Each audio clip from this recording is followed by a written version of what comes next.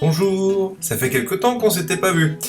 Eh bien écoutez, aujourd'hui nous allons retrouver la suite des études bibliques directement avec Philippe, l'étude biblique sur la vie après la vie.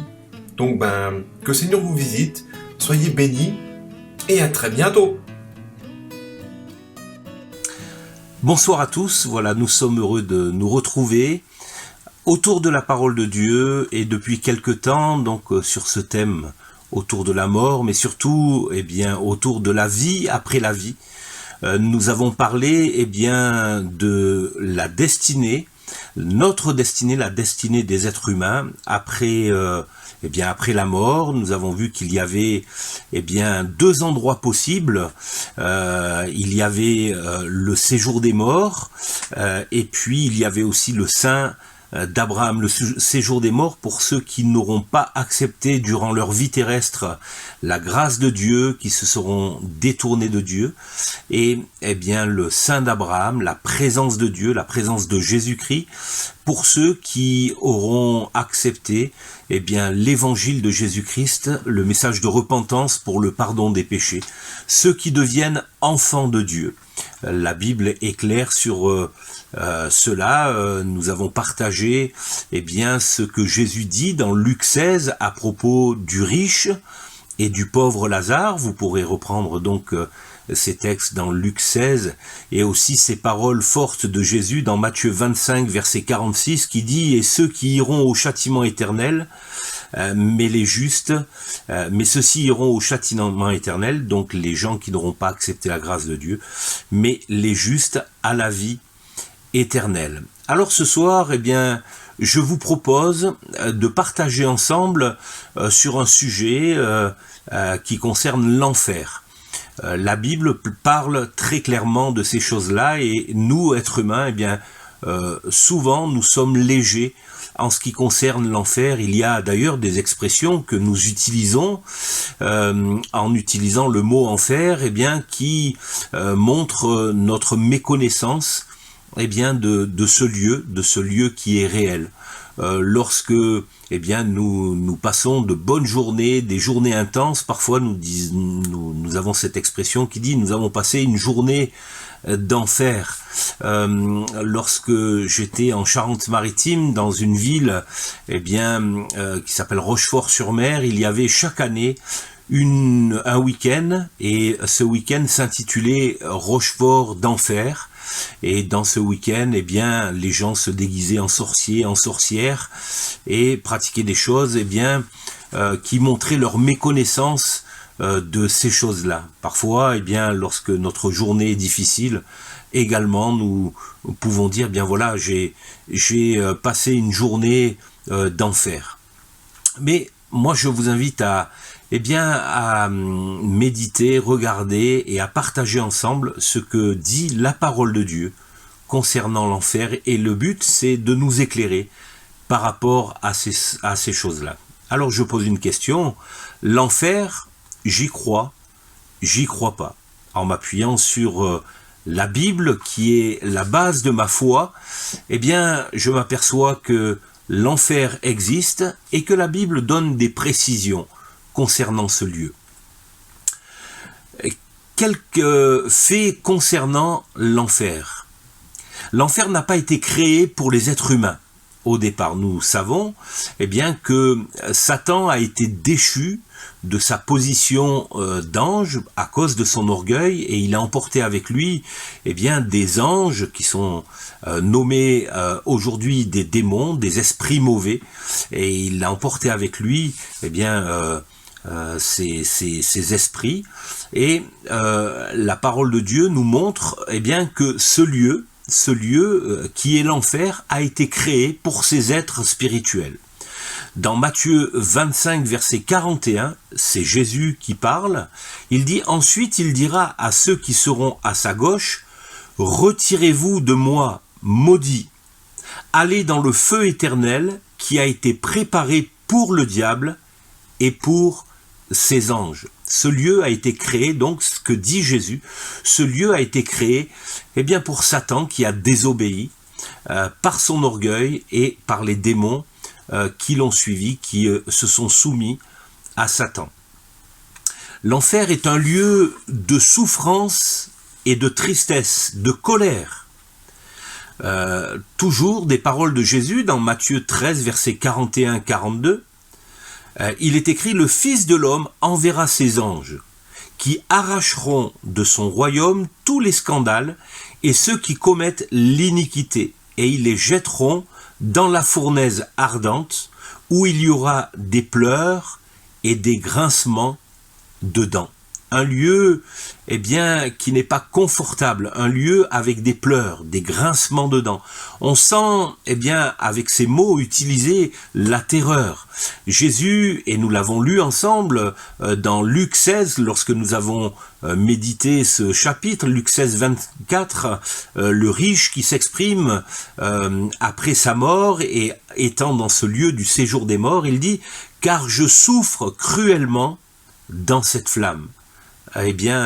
Le riche exprime sa souffrance et exprime une souffrance qui ne s'arrête pas. L'enfer également est un lieu de regret éternel. C'est ce que nous avons pu partager déjà dans ce même chapitre de Luc 16 où le riche reçoit ces paroles venant d'Abraham qui lui dit « Souviens-toi que tu as reçu tes biens pendant ta vie ». Et plus loin, au verset 28, le riche pouvait dire « Car j'ai 5 frères, c'est pour qu'ils leur attestent ces choses, afin qu'ils ne viennent pas aussi dans ce lieu de tourment. » Autrement dit, nous voyons que cette âme qui est dans ce lieu de tourment, regrette profondément d'avoir ignoré Dieu et la grâce de Dieu durant sa vie. Dans l'enfer, quelque chose qui est terrible, c'est le fait que les âmes sont complètement séparées de Dieu, séparées de son cœur, séparées de son écoute. Dans 2 Thessaloniciens, chapitre 1er, verset 9, Paul l'exprime ainsi. « Ils auront pour châtiment une ruine éternelle, loin de la face du Seigneur et de la gloire de sa force. » Oui, les âmes qui auront refusé la grâce de Dieu, seront loin de la face de Dieu, loin de la gloire de Dieu, loin de sa force, loin de son bras puissant qui aujourd'hui peut nous délivrer de tout danger, de toute épreuve que nous pouvons subir. Amen. Nous voyons aussi qu'il n'y a pas d'injustice, injustice dans le sens humain. L'enfer est mérité. Paul dit aux Romains, dans Romains 6, 23, « Car le salaire du péché, c'est la mort. » Et le mot salaire utilisé correspond au mot solde. Une solde, c'est simplement la rémunération qui correspond à un travail effectué. Il n'y a pas de surplus, mais le travail effectué correspond à une somme et le salaire, la solde, signifie cela. Et donc nous voyons par ces termes, ce que exprime Paul ici, c'est que l'enfer est mérité simplement. Et si nous voulons mériter autre chose que l'enfer, nous avons des choix à faire durant notre vie terrestre. D'ailleurs, ce verset poursuit, « Car le salaire du péché, c'est la mort, mais le don gratuit de Dieu, c'est la vie éternelle en Jésus-Christ. » Donc, en ce qui concerne cette pensée sur l'enfer, ceux qui se retrouveront en enfer, méritent, c'est un salaire qui est mérité. Le fait d'avoir ignoré Dieu, le fait de ne pas avoir fait le choix, d'accepter, de reconnaître notre péché, d'accepter de se repentir devant Dieu, d'accepter de se donner complètement à Dieu. Quelques indications que donne la Bible concernant l'enfer. Peut-être que ça peut être flou pour chacun de nous, peut-être que le fait de d'utiliser des expressions qui minimisent l'enfer montre notre méconnaissance. Pourtant, la Bible est assez précise pour nous donner quelques indications concernant ce lieu qui est l'enfer. Dans l'Ancien Testament, il est écrit dans Deutéronome chapitre 32 verset 22 « Car le feu de ma colère s'est allumé et il brûlera jusqu'au fond du séjour des morts, il dévorera la terre et ses produits, il embrasera les fondements des montagnes. » Le mot utilisé ici, qui a été traduit par séjour des morts, c'est le mot « Kéol ». Ce mot parle du monde souterrain. Ce mot aussi décrit et peut être traduit par la demeure des morts. C'est un lieu, selon sa signification, c'est un lieu de non-retour, ce qui montre qu'il est impossible que les morts reviennent sur la terre et soient en contact avec ceux qui vivent encore. C'est un lieu qui est sans louange devant Dieu, et nous l'avons partagé tout à l'heure précédemment. Il n'y a pas de possibilité de contact avec Dieu. Il n'y a pas de possibilité de contact avec sa gloire. C'est pourquoi ce mot choisi par les auteurs de la Bible, inspiré par le Saint-Esprit, est bien utilisé, oui. C'est un lieu où il n'y a pas de louange pour Dieu, sans louange pour Dieu. C'est un lieu, selon sa signification, qui indique que le méchant y est envoyé pour son châtiment. Ce lieu qui est préparé aussi pour le méchant, mais aussi, ce qui doit rassurer les croyants, le juste n'y est pas abandonné, et la Bible est claire avec cela.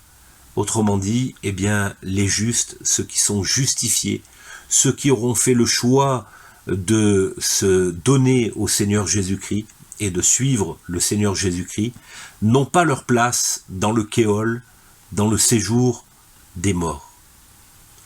Dans le Nouveau Testament, nous avons plus de précisions sur ce lieu qu'est l'enfer, car nous trouvons plusieurs noms, plusieurs mots qui sont utilisés pour décrire ce lieu. 4 mots utilisés que l'on retrouve dans le Nouveau Testament.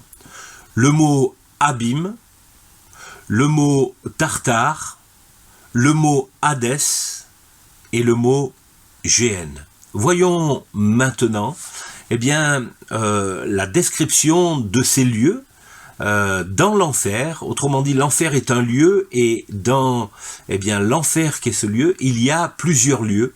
Et regardons maintenant ce que dit la Bible sur ces lieux, sur l'abîme, le tartare, le Hadès et la Géhenne. L'abîme. Nous retrouvons cette expression dans plusieurs textes dans le Nouveau Testament, et notamment nous voyons que c'est un lieu qui est terrifiant. Dans le livre de l'Apocalypse, au chapitre 9, versets 1 et 2, il est écrit « Le 5e ange sonna de la trompette, et je vis une étoile qui était tombée du ciel sur la terre. Les clés du puits de l'abîme, Aboussos, qui a été traduit par abîme, lui fut donnée, et elle ouvrit le puits de l'abîme.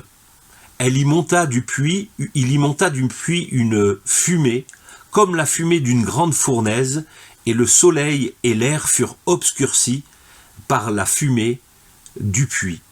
Et nous voyons, avec les effets de l'ouverture de ce lieu, les effets terrifiants, cette fumée qui monte, cette fournaise qui est là, et cela décrit vraiment le fait que ce lieu est un endroit qui est très terrifiant. Dans ce lieu, la Bible nous montre que on y trouve des créatures. Apocalypse 9, verset 11, il est écrit « Elles avaient sur elles comme roi l'ange des abîmes, nommé en hébreu Abaddon et en grec Apollyon. » Et nous voyons déjà une créature dans ce lieu, et ce lieu, avec cette fumée qui sort quand on l'ouvre et cette fournaise qui est là, renferme des créatures.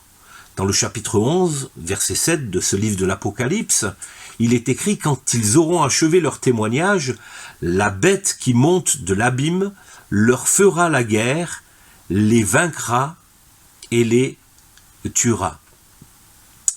C'est un lieu, et quand on regarde les textes, c'est un lieu finalement de détention provisoire pour les démons.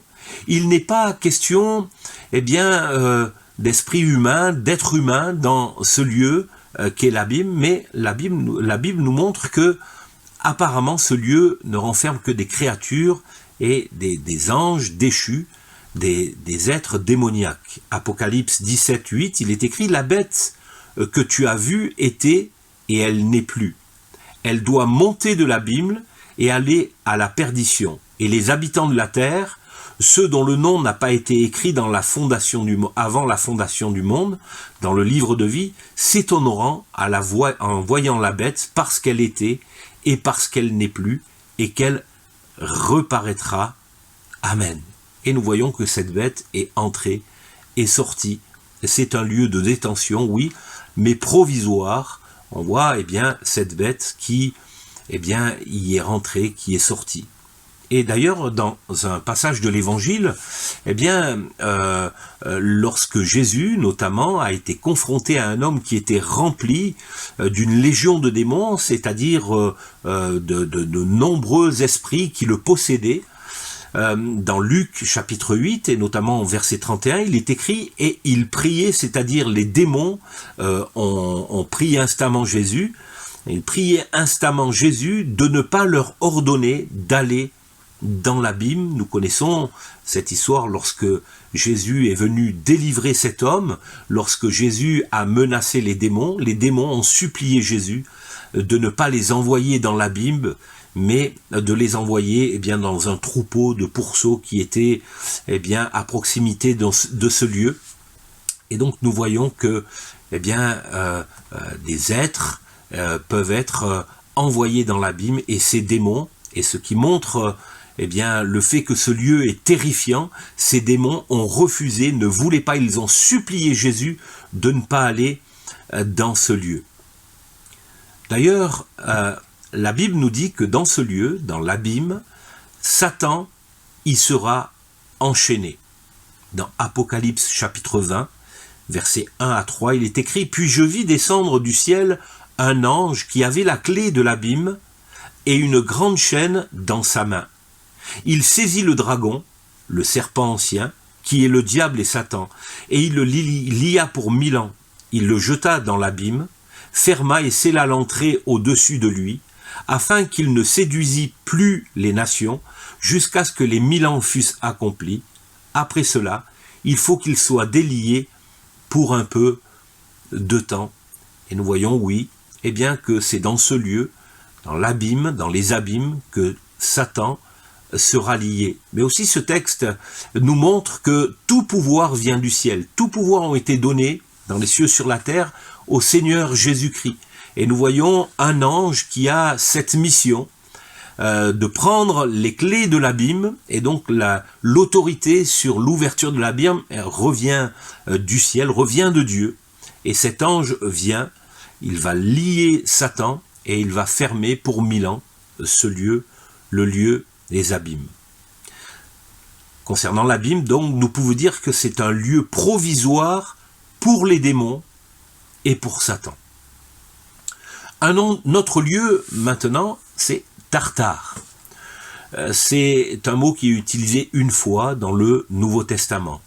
Dans la deuxième épître de Pierre, au chapitre 2, verset 4, il est écrit « Car si Dieu n'a pas épargné les anges qui ont péché, mais s'il les a précipités dans les abîmes de ténèbres, c'est-à-dire le mot utilisé ici en grec c'est Tartare, et les réserve pour le jugement. » Un lieu particulier, un lieu qui détient aussi des esprits mauvais, des démons, un lieu de détention pour les démons. Et Pierre fait allusion à un événement qui s'est passé, certainement avant le déluge, et où des démons, des esprits, des anges déchus ont eu des relations avec des femmes, avec des filles, des hommes, avec des femmes, et Dieu a donné une sentence et a envoyé dans le Tartare ces esprits mauvais.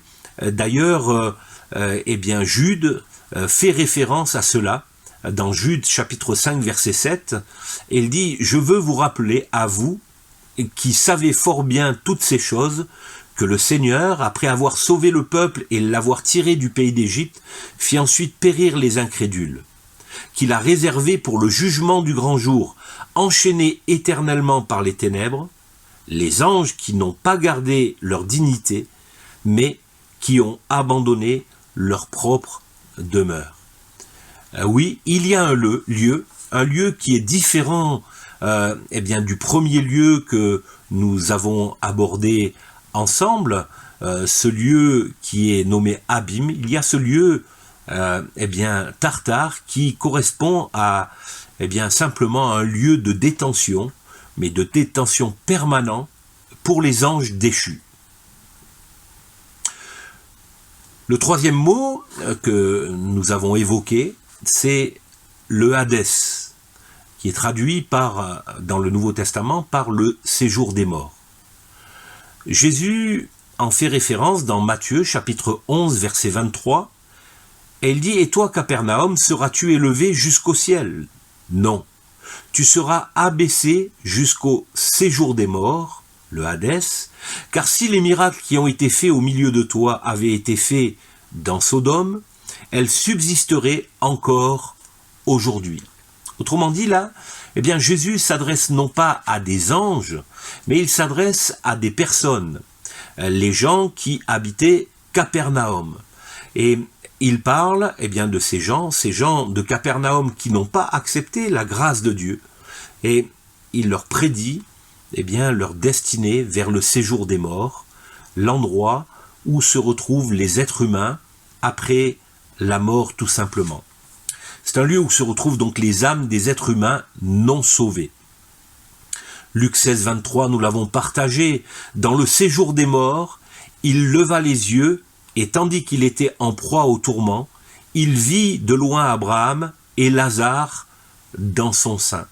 Et nous voyons aussi encore que c'est un lieu de regret pour les âmes, les âmes qui sont déchues, les âmes des êtres humains qui sont déchus, et on perçoit qu'ils sont en attente. Le Hadès, c'est simplement un lieu d'attente, un lieu où les âmes attendent un moment donné. Apocalypse 20, versets 13-14, la mer rendit les morts qui étaient en elle, la mort et le séjour des morts rendirent les morts qui étaient en eux, et chacun fut jugé selon ses œuvres, et la mort et le séjour des morts furent jetés dans l'étang de feu. C'est la seconde mort, l'étang de feu. Donc, voyons qu'actuellement, ceux qui sont morts et qui sont morts non pas avec Jésus-Christ, non pas en Jésus-Christ, sont dans un lieu qui fait partie de l'enfer, mais un lieu qui est appelé le séjour des morts. C'est un lieu également de tourment, un lieu de regret, mais un lieu d'attente. Autrement dit, ces trois lieux, les abîmes, un lieu provisoire de détention pour les esprits mauvais, pour les démons, Tartare, un lieu permanent de détention pour les démons, et le séjour des morts, pour les êtres humains qui n'auront pas accepté la grâce de Dieu. Et enfin, il est question de la géhenne.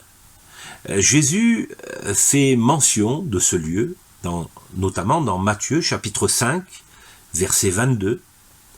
Il dit « Mais moi, je vous dis que quiconque se met en colère contre son frère mérite d'être puni par les juges, que celui qui dira à son frère « Raka » mérite d'être puni par le Sanhédrin, et que celui qui lui dira « Insensé » mérite d'être puni par le feu de la géhenne. Jésus-Christ utilise ce mot également dans Matthieu chapitre 18 verset 9 et il dit « Si ton œil est pour toi une occasion de chute, arrache-le et jette-le loin de toi.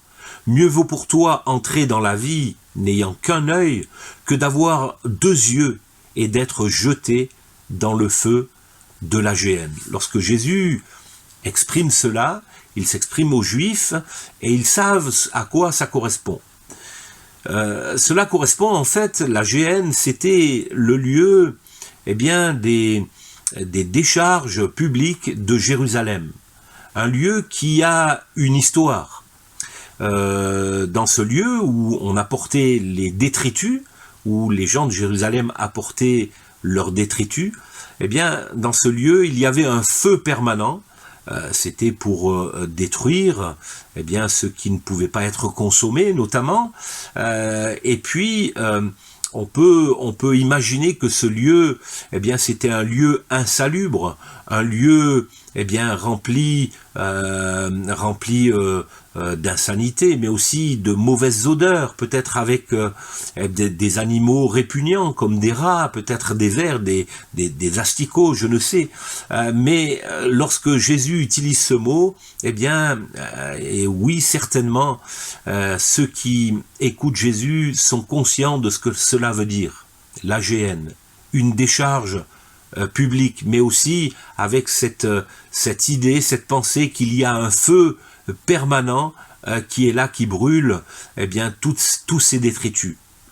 L'histoire de ce lieu est simple et nous le retrouvons dans le 2e livre des rois, au chapitre 23, et notamment verset 10, il est écrit: le roi, c'est-à-dire le roi Josias, souilla Tophet dans la vallée des fils de Hinnon, afin que personne ne fît plus passer son fils ou sa fille par le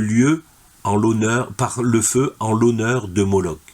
Le roi Josias a été touché dans son cœur parce que dans ce lieu, dans la vallée de Hinnon, eh bien, des gens pratiquaient des choses qui étaient en horreur aux yeux de l'Éternel. Ils faisaient passer leur fils ou leur fille eh bien, par le feu, et ils tuaient ses enfants en l'honneur du dieu Moloch. Et le roi Josias, eh bien, pour interdire eh bien, ces pratiques dans ce lieu, a maudit ce lieu. C'était un haut lieu consacré à des idoles, et Josias a pris cette décision que ce lieu soit maudit, et ce lieu est devenu eh bien, tout simplement la décharge de la ville de Jérusalem, un lieu où est brûlé des détritus, mais un lieu où il n'y a plus eh bien, d'enfants qui sont passés en l'honneur d'un Dieu, et un lieu eh bien, maudit. Et Jésus fait référence à cela, à cette malédiction qui a été placée sur ce lieu. C'est un mot qui correspond au feu, il y a un mot qui correspond au feu de la GN dans la parole de Dieu, c'est l'étang de feu et de soufre. Nous le retrouvons eh bien, dans Apocalypse chapitre 20, verset 10, mais aussi un peu plus loin, les versets 14 et 15. Et ce lieu qui correspond à la GN, cette image que Jésus donne, eh bien, correspond au lieu où vont se retrouver, après le jugement dernier, ceux qui sont eh bien, dans les abîmes, c'est-à-dire les démons, les êtres mauvais, les êtres déchus, les anges déchus, qui sont dans ce lieu provisoire que sont les abîmes, les démons eh bien, qui sont eh bien, dans le Tartare, mais également eh bien, les êtres humains qui sont dans le séjour des morts, qui n'auront pas accepté eh bien, le Seigneur Jésus, et ils vont se retrouver dans cet étang de feu. Ils seront précipités avec Satan après les 1000 ans où Satan aura été lié dans les abîmes. C'est ce que nous révèle le livre de l'Apocalypse au chapitre 20, verset 10. Et le diable qui les séduisait fut jeté dans l'étang de feu et de soufre où sont la bête et le faux prophète, et ils seront tourmentés jour et nuit au siècle des siècles. Plus loin, Apocalypse 20, 14, 15. Et la mort et le séjour des morts, c'est-à-dire l'endroit où sont les âmes des êtres humains qui auront refusé la grâce de Dieu, la mort et le séjour des morts furent jetés dans l'étang de feu. C'est la seconde mort, l'étang de feu. Quiconque ne fut pas trouvé écrit dans le livre de vie fut jeté dans l'étang de feu.